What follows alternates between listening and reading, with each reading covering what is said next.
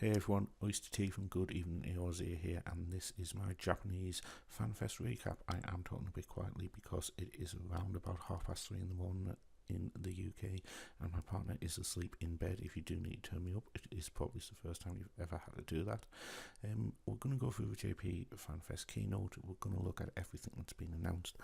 Sorry for scratching my face there. One of the things that we are just going to start with doing though is we are just going to watch the trailer for the Shadowbringers full trailer. Now this is the final trailer. We are just going to stop it at certain points and just sort of like discuss some of the pertinent details that do come out. A lot of the information that we do see in the trailer is explained more in the live letter, so we will do that as well. I am just going to turn around quickly to grab my notes from the FanFest. Just I have made a few notes. It's like 2 pages or so, 2 double sides of A4. So without further ado, we're just going to start off with the trailer.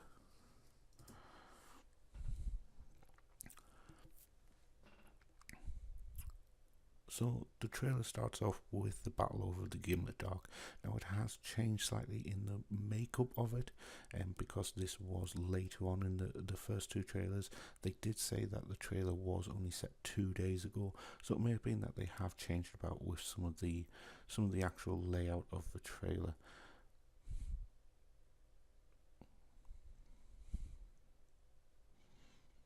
So we see, I think that may well be Hian's sword, and then you've got the Warrior of Light as he currently is, cutting through some Garleans, and there is Big Daddy Xenos, Elida Xenos as he's been termed by the community, because we obviously know now that Elidibus is inside of Xenos' body.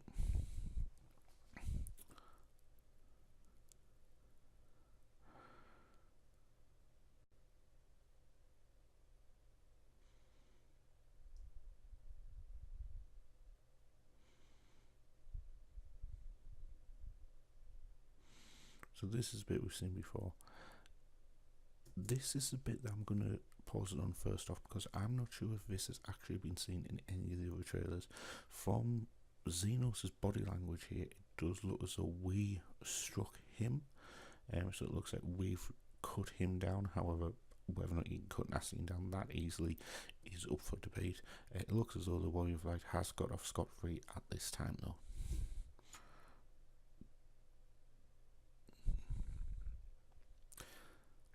There is still the same kind of dialogue being played over the top, but we do get a glimpse of who is saying it towards the end. It goes back to 1.0 Warrior of Light here, so we've seen this bit of the trailer. So there is Derblando Warrior of Light in his 1.0 Bard gear, going through Bahamut, then the Crystal Tower, Nidhogg, Heaven's Ward, Samurai, Dragoon, all that kind of stuff that has happened to him previously. We then get the gremlin trying to cast misery on him and basically just being an annoyance.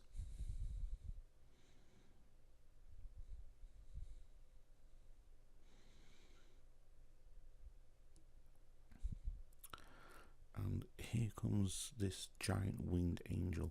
Now a lot of people were thinking this was an avatar of Heideland. A lot of people were thinking this is the last boss from the Lost City of Amdapor hard mode. Later on in the keynote we do find out who I think this is, so I will talk a bit about that later, but I think that is Innocence, who you do see. I'm just going to try and go back to where she appears, see if I can get a good look.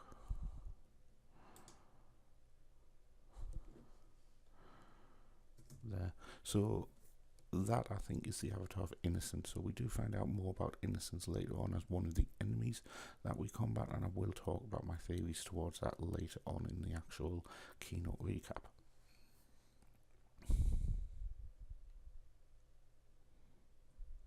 We've seen all this as well, the Warrior of Light changing in from his 1.0 garb to his 2.0 garb.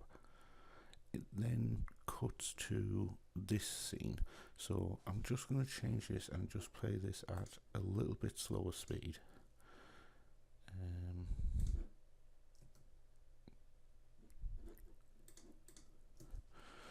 reason I'm going to play this at slow speed is that this appears to be the burning of the Ractita Greatwood that we have seen in the past. If you do hear some scratching, it's just my cat trying to get in my recording room. This appears to be the Ractita Greatwood. I'm going to pause it here, and I'm just going to circle these two here. So obviously here we've got Uyonji on the left, and we've got Yasholta on Master Matoya on the right. A lot of the information that comes out in the keynote kind of explains why he is calling her Master Matoya, or at least in my opinion does. So I'll again explain that as we get through the keynote, because it does become apparent as to the reasoning that some of these things have changed.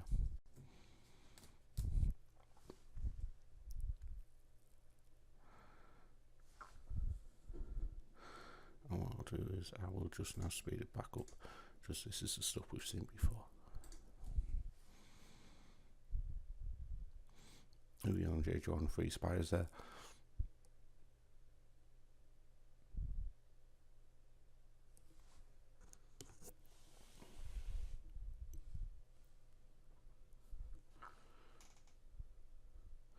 Again, we go back, so that they've cut out some of the stuff. They've changed the layout of the trailer here, just that originally in the last trailer went straight into the bit where you actually see her hood blow back and she becomes Yasholta, or Shtola even, and then we go into this bit where hood goes back. She is Shtola as Black Mage. It was actually later confirmed that she is Black Mage. So this is the next bit I'm going to stop on. So again, more information about this is given in the keynote. This is one of the cities we visit. It seems to play a major part, as it's one of the 2 cities that we do visit. As you can see, it's very Limsa-like, but again, not Limsa, and again, that will be explained during the keynote address. So I'm just going to put there. So again, this will be explained during the keynote address, but I've just paused it here because it kind of shows this city for what it is. So at the top end, you've got the opulent, the almost fall of Rome, Caligula-esque type, sort of like setting the ambience, and then goes all the way down into the depths, and we now see Thancred and Minfilia, as we now know, running through the depths. Now, a lot of people again thought this was Amdapor, but it's not. It is the depths of the new city. We see one of the denizens of light, so one of the new kind of enemies, who again we find out the name of them during the actual keynote. Thancred showing off his Gunbreaker stuff again, which we have seen before. We saw that in the last trailer. Sorry about the movement of me. I'm just like trying to keep myself comfy, just like I say. It's 3:30 in the UK here. We then go into here, so I'm gonna again change this down to a bit slower, so that we can go through. Now again, this is one of the new cities, so this is the second of the new hub cities. As you can see, it has been built around the Crystal Tower, so this is kind of St. Monic's, I can't remember the last name, but the bit outside of Mordona, this is this version of that. I'm going to pause it here. Well, I've paused it a couple of times there, but this looks to be a dancer, which again we do get more information on later. Just pause it there. That's a good shot of the actual dancer. It is confirmed later on that we are getting a new job. It is going to be dancer. That gear is the AF gear, including the weapons.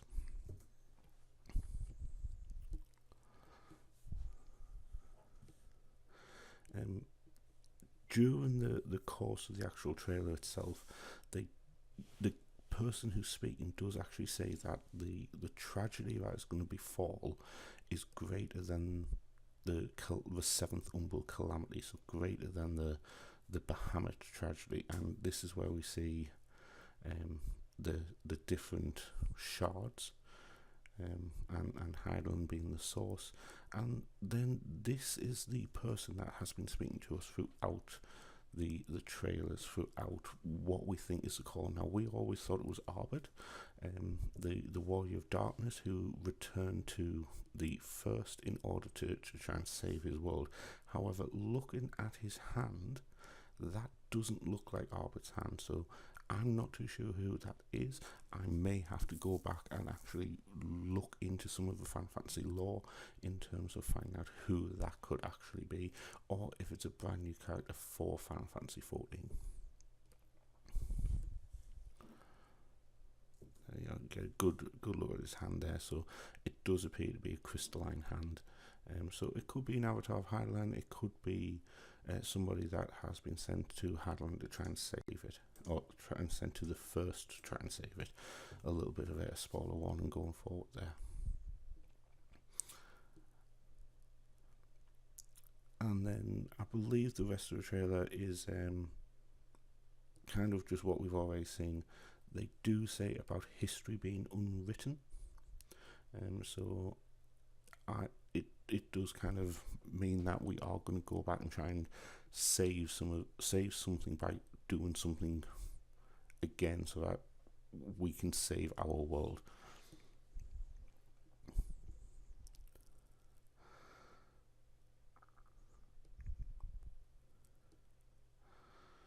So my only thinking that I've said that might be innocence, my only thinking that it's not is because you see him getting destroyed, and there you see the crystal tower in the background as well of the trailer. The trailer looks really, really good, and it's something that I always expect from Square Enix. I always expect good trailers from Square Enix. They do have all of the different videos up on the Final Fantasy 14 YouTube, so you've got the Shadowbringers, you've got the videos of new cities, the video of the new jobs, as well as the video of the new race, but again we will talk about that later on. So I'm now just going to go into here and go all the way up to the top of my document. So I'm going to go through the keynote now, so special thanks to all those over on the Reddit Live Discord. As always, brilliant work by Shinitan, Renee and Ian. Sorry if I pronounced that wrong. They've done all of this work, they've done all the translations, they've put all the screenshots together. It makes my job much easier, it makes every other content creator's job much easier when it comes to actually providing this detail out to our viewers. So Yoshi P comes on stage, everyone's screaming Yoshi, Yoshi, Yoshi. They're asking to keep the excitement up throughout the rest of the keynote, because they obviously do want to keep everyone excited. So they advise that we're going to the First. So we are currently on the Source, which is the original source of Hyland. Obviously Hyland's split into 13 different shards. We are going to the First shard. And Yoshi did ask where do people think we're going. Obviously people think Garlemald, etc, etc. Somebody said the moon, and again Yoshi P turned around and said Moon 7.0, so that seems to be a consistent thing for him. Pardon me. So where we're going is Northrend, which is the area where all of these different places are. It's the only place that has escaped the disappearance of light, but is barely surviving. It's on the verge of dying. So if you remember back in 3.4, I believe it was, the Warrior of Darkness storyline kind of wrapped up.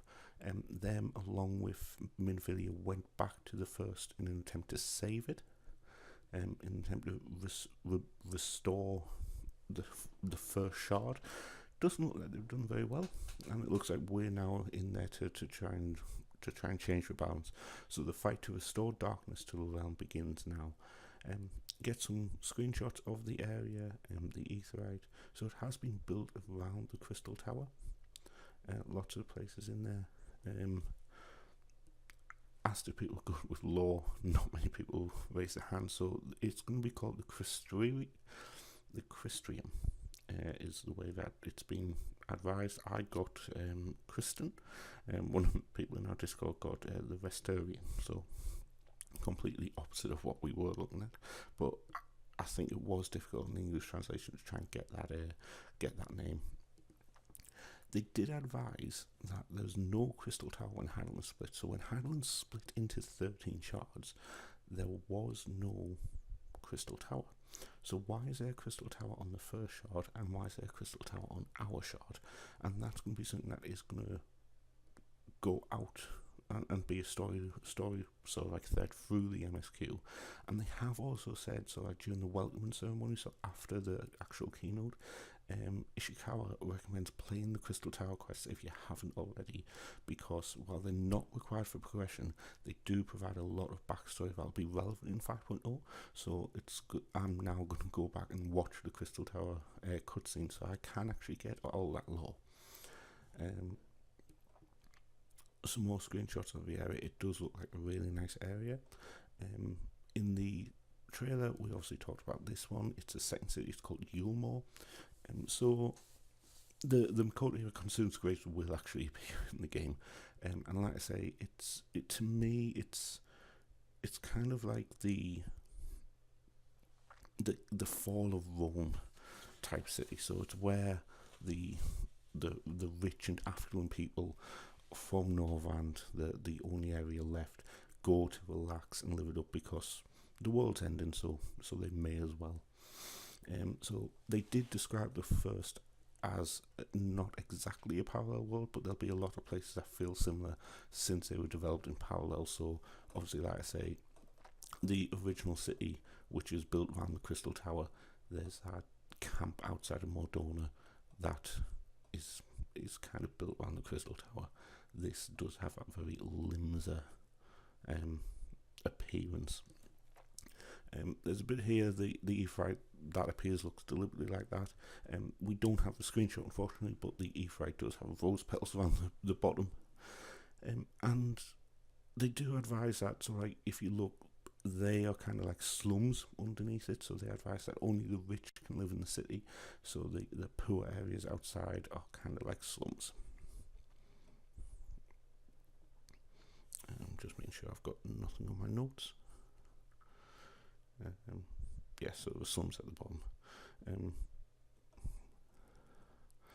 the music was quite good as well. So Yoshi P did mention that Soken obviously had a good time making these themes.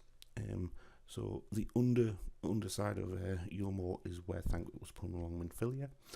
So we'll see that play out. Just if you remember, Minfilia went back to the first to try and help restore the shard, and she looks like she's been reborn, and Thancred's now taking care of her. So in terms of the jobs and in terms of the changes that the Scions have went through, because they've went to the new shard, this is probably why they've also changed their roles. So Yurionche is now an Astro, Yasholta is now, or Yasholta is now Master Matoya and also a Black Mage. Thancred is now a Gunbreaker. So I think that's got to do with why they're on this shard. During the 5.0 questline, we are going to be seeing the origins of Heidel and Zodiac and the different shards. We're going to get some massive new areas. The first one is Lakeland, so that's where the Crystarium is next to. And they do give us some in-game footage as well. The people of Lakeland believe that the Warrior of Darkness legend will come true, and that they believe that the Warrior of Darkness will come and save them. That's the first area we're going to be visiting. So 3 months left until we get there. Lakeland does have a lake, so it does resemble Mordona, but there isn't obviously the giant airship or the Battle of Silvertear hasn't taken place there. They then go through the 5.0 features, so the level cap, the battle system maintenance, long live letter in May, so they do expect the live letter to be possibly around 3.5 hours long in order to go through the different battle system changes, and that's going to be coming in May. NPC trust system, the AI is being described as really smart. Minfilia is going to be available, and aside from the 4 characters, other Scions and more will be available. Challenging new dungeons, in balance testing, so no footage yet, so we get a screenshot properties of the Burden of Rectica Greatwood. I'll describe this as the Candy Crush dungeon. This bit here definitely looks like a boss arena. and then a dungeon that's quite something Temple of Khan like. So we'll see what that turns out to be. New Game Plus and World Visit, which we already know about. World Visit will be discussed in the live letter tomorrow. Yoshi P did slip up and say that the details of the world system will be tomorrow. Which he didn't mean it would be implemented, which did draw a bit of a laugh. The JP crowd were quite subdued throughout a lot of it. There was the occasional peak of interest and celebration, but they were quite subdued compared to the NA and the EU FanFest. The restoration of Ishgard will be implemented over the 5.x series, which seems strange because where is Ishgard going to be in this new shard, or are we going to be alternating between the two for different purposes? And then you had Dog Apocalypse as well. So that's kind of everything that already had been discussed. So we then get a video of Dancer. Yoshi P was expected to turn up in something for Dancer, but if you look at the costume, it's not really something appropriate for him. When he did an interview at one point, it was mentioned that he turned around and said that it was going to be difficult to implement any more melee DPS, which a lot of people took to mean no more DPS, which is why a lot of people were thinking that this would be a healer. Along with the fact that we're getting a new tank and Gunbreaker, it would make sense to get a healer as well. However, Dancer is going to be a ranged DPS. The costume that is shown in the video is the AF gear. It's also on the screenshot. I'm not going to get into my opinion of the screenshot because I think I said a lot of that originally when Vieira was announced. When it was announced as a ranged DPS, I didn't pick it up on the stream, but by all accounts the Y was very loud and clear, which I'm guessing people thought that it would be a healer. They've got thrown weapons. The AF gear is chakrams, but so that's not always a circular piece of equipment. Other things like shurikens will appear as well. No associate class, tentatively starting at level 60 as Gunbreaker. Pardon me. Male AF gear, so there's two types of AF gear. Expect Stance to be very strong in synergy, so dancers to execute abilities, and some dancers will enhance party members. So I would expect this to be very much like Bard in terms of their songs enhancing people. I now have a feeling that the ranged DPS is going to be Machinist is going to be kind of like that selfish ranged DPS with a minimal amount of utility. Bard's going to be that middle DPS with bits of utility and decent DPS, and then Dancer may be that low DPS but high utility. And the job quest will begin in Limsa, and those are the two jobs for Stormbringers. So they then went back to the first again to look at the new beast tribes. Sorry, I've just coughed and my voice is croaking a little as well. So they're talking about the beast tribes, which are going to be the dwarves. So they're designed fully on how Japanese imagine the dwarves to be. They're never without the helmets, they're never without the beards. Very straightforward, but this is the keynote. So they take the helmet off and it's a Lalafell. And on the first, Lalafells are actually known as dwarves. So the races are different, are named different on the first because, like they've said, it's not exactly a parallel world, but there are very similar, lots of similarities. So they announced the different names. So Haya's going to be Humes, Makote, Mistel, Ella's and Elves. I'm sure it took them a long time to figure that one out. Rodin, Galgent, Aura, Dran, and Lalafell dwarves. Dwarves have self-made villages, so they are quite little. They have said that the only people able to go inside dwarf-sized houses are Lalafells and dwarves. Everyone else has to look inside. And Yoshi P then turned around and said that if you did want to go inside, there's always Fantasias. The enemies that you're going to fight are Sin Eaters. So the enemies that we normally fight, the Void Sent, are sent from the 13th shard where light has disappeared. So they are just complete darkness. These are all complete light. So we're going to be fighting these as the Warrior of Darkness. And then they announced Innocence. So Innocence plays a very important role in 5.0, but Yoshi P wouldn't talk about the battle. I think the battle is going to be the 5.0 end trial. I think it makes sense. I think the fact that it's been announced, it does just make sense for that to be the 5.0 trial.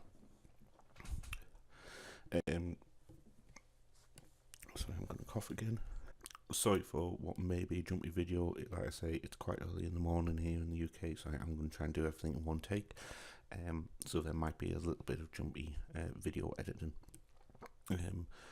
They did say that time passes in the verse, but there's only light, whether it's night or day. They are going to have new weather types, and we do have to restore both darkness and weather to the area, and that's going to play into a new high-end raid, I think. So actually the high-end raid may actually have story implications.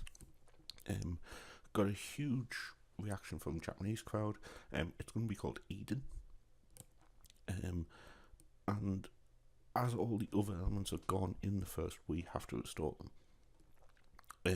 It's going to have a special character and boss designer, Tetsuya Nomura, from Final Fantasy and Kingdom Hearts, and there's the character that he's already designed is Gaia.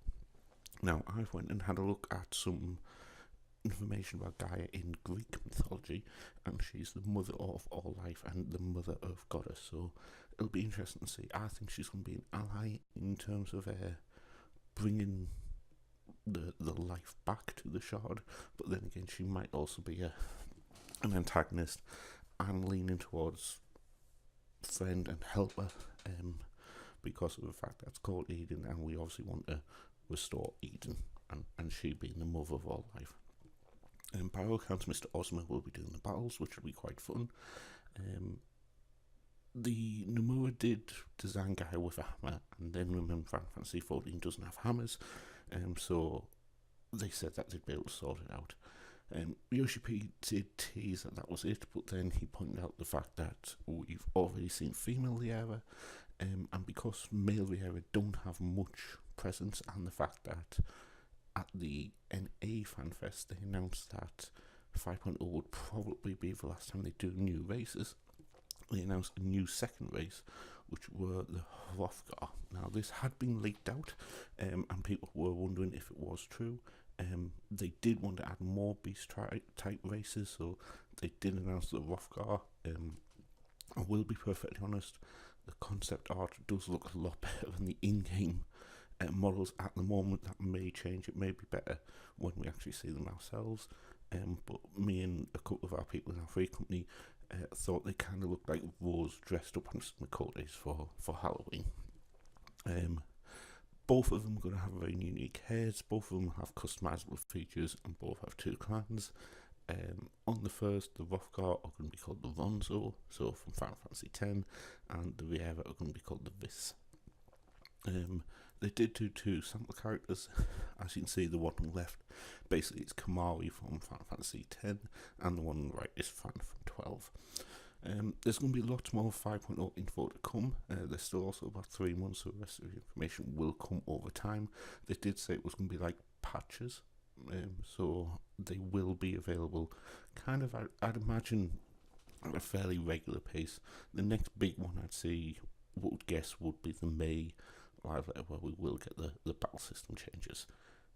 But that's it from me. I'm sorry it's been such a short recap. I am trying to get stuff done quite quickly in order to get it up so that people can see it, and also because I do need to go and sleep. I will have another video tomorrow for the live letter, and the Good Evening AOZ podcast will be available Tuesday, Wednesday, when me and Mr. Barfield discuss this in more detail. Until then, please like, comment and subscribe below, and thank you for watching. Goodbye.